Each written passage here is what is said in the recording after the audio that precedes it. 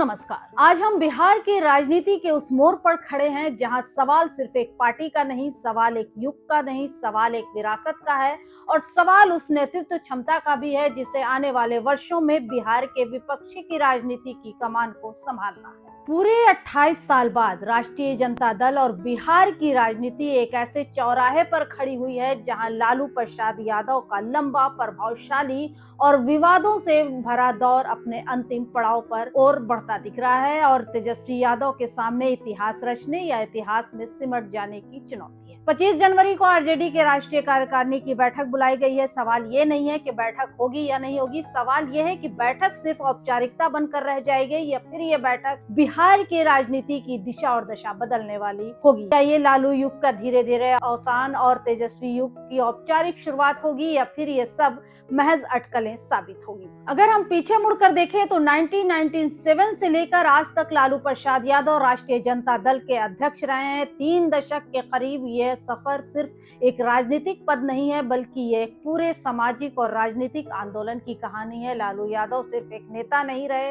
उन्होंने बिहार की राजनीति की भाषा बदली, विमर्श बदला और सत्ता के केंद्र में उन तबकों को खड़ा किया जिन्हें दशकों तक हाशिए पर रखा गया था। अब यह बात उतनी ही सच्ची है कि बीते 5 सालों में लालू प्रसाद अध्यक्ष भले ही नाम के रहे हों, लेकिन पार्टी का अधिकांश फैसला तेजस्वी यादव ने ही लिए। फिर सिर्फ इतना था कि फैसले एक पर्दे के पीछे होते थे और एक फैसला मंच से होता था। अब सवाल ये उठता है कि क्या ये व्यवस्था आगे भी चल सकती है? हालिया विधानसभा चुनाव के नतीजे राजद और महागठबंधन के लिए किसी बड़े झटके से कम नहीं रहे। इंडिया ब्लॉक में बिहार की ड्राइविंग सीट पर माने जाने वाली राजद के उम्मीदों को करारा झटका लगा। ये सिर्फ सीटों की हार नहीं थी, ये रणनीति, संगठन और जमीनी पकड़ की भी हार थी। चुनाव के बाद तेजस्वी यादव का व्यवहार और उनकी सक्रियता इस बात का संकेत देती है कि पार्टी के भीतर कुछ बड़ा पक रहा है। विदेश से लौटने के बाद लगातार बैठकों का दौर चल रहा है, सांसदों से संवाद हो रहा है, विधायकों के साथ मंथन हो रहा है और कोर कमेटी के साथ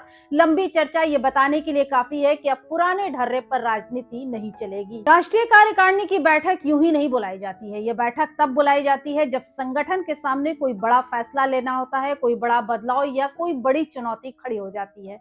राजनीति आज सिर्फ भाषणों और नारों के खेल नहीं है, ये 24/7 वाला काम है। संगठन को चलाने के लिए ऐसा नेतृत्व चाहिए जो हर व्यक्ति के साथ सक्रिय रहे, हर जिले की नफ्स को समझे, कार्यकर्ताओं से जुड़ा रहे और फैसले लेने में तत्परता दिखाए। ये कोई आरोप नहीं बल्कि हकीकत है कि लालू प्रसाद यादव की तबीयत अब वैसी नहीं रही। कई गंभीर बीमारियों से जूझ रहे हैं। लालू यादव का जनता के बीच लगातार जाना अब संभव भी नहीं है।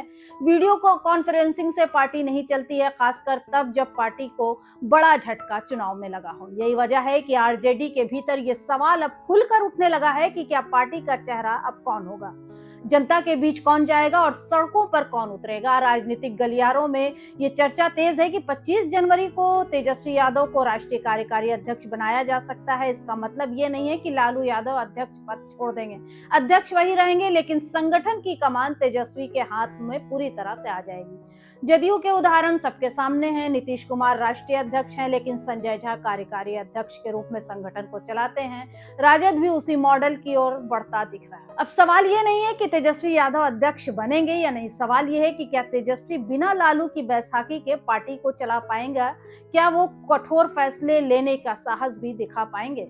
राजद की सबसे बड़ी ताकत मानी जाने वाली एमवाई समीकरण पर भी इस बार सवाल खड़े हुए हैं। कई यादव विधायक चुनाव हार गए, सीमांचल में पार्टी की पकड़ कमजोर होती दिखी, मुस्लिम वोटों में भी सेंधमारी हुई है जिसमें प्रशांत किशोर जैसे रणनीतिकारों की भूमिका को नजरअंदाज नहीं किया जा सकता। 2020 के चुनाव में ओवैसी की पार्टी की सीमांचल में जो असर दिखाया था उसकी गूंज आज भी सुनाई देती है और इस बार भी हालात कुछ अलग नहीं रहे। इस बार भी ओवैसी की पार्टी ने सीमांचल में 5 सीटें जीत ली। ये संकेत है कि सिर्फ परंपरागत वोट बैंक के भरोसे अब राजनीति नहीं चलने वाली है। राजद की मुश्किलें सिर्फ बाहर नहीं अंदर भी है। रोहिणी आचार्य के बयान, तेज प्रताप यादव की नाराजगी और सलाहकारों पर उठते सवाल इस बात का संकेत है कि पार्टी के भीतर सब कुछ तो ठीक नहीं चल रहा है। तस्वीर भी सियासी गलियारों में खूब चर्चा बटोरी जिसमें तेजस्वी यादव की बैठक में उनके करीबी माने जाने वाले चेहरे थोड़ा दूर नजर आए।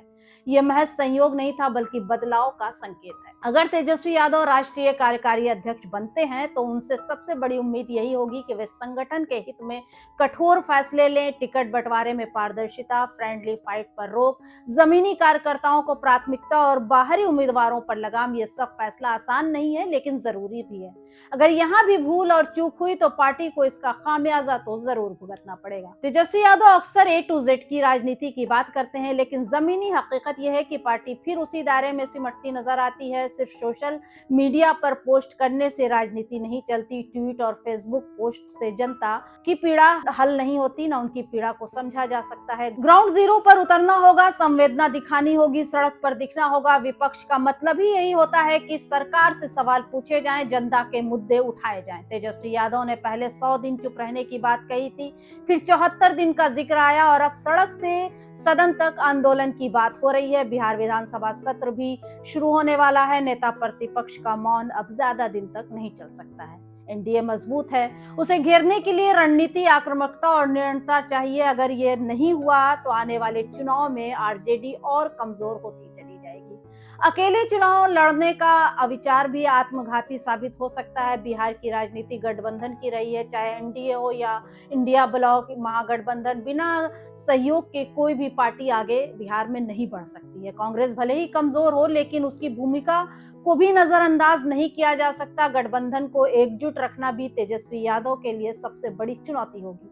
अब 25 जनवरी सिर्फ एक तारीख नहीं है, यह तय करेगी कि आरजेडी भविष्य की ओर देखेगी या अतीत में उलझी रहेगी। यह बैठक इतिहास रचेगी या इतिहास बनकर रह जाएगी, यह पूरी तरह इस पर निर्भर करता है कि वहां क्या फैसले लिए जाते हैं। ये सिर्फ लालू यादव की विरासत का सवाल नहीं है, यह बिहार की विपक्षी राजनीति का भविष्य भी तय करने का दिन हो सकता है। तेजस्वी यादव के कंधों पर बड़ी जिम्मेदारी है। लालू यादव की विरासत उनके साथ है, लेकिन सिर्फ विरासत के सहारे राजनीति नहीं चलती है। जंगल राज की छवि से बाहर निकलना होगा, संगठन को दुरुस्त करना होगा और जनता के बीच भरोसा भी पैदा करना होगा। अब देखना यह है कि 25 जनवरी के बाद हम लालू की आरजेडी देखेंगे या तेजस्वी की नई आरजेडी देखेंगे। अगर आपको ये वीडियो यूट्यूब पर देख रहे हैं तो हमारे चैनल को सब्सक्राइब कीजिए और वीडियो को लाइक कीजिए। अगर फेसबुक पर देख रहे हैं तो हमें फॉलो कीजिए और ट्वीट पर भी जुड़िए। तब तक के लिए दीजिए इजाजत और देखते रहिए इनसाइडर लाइव। नमस्कार।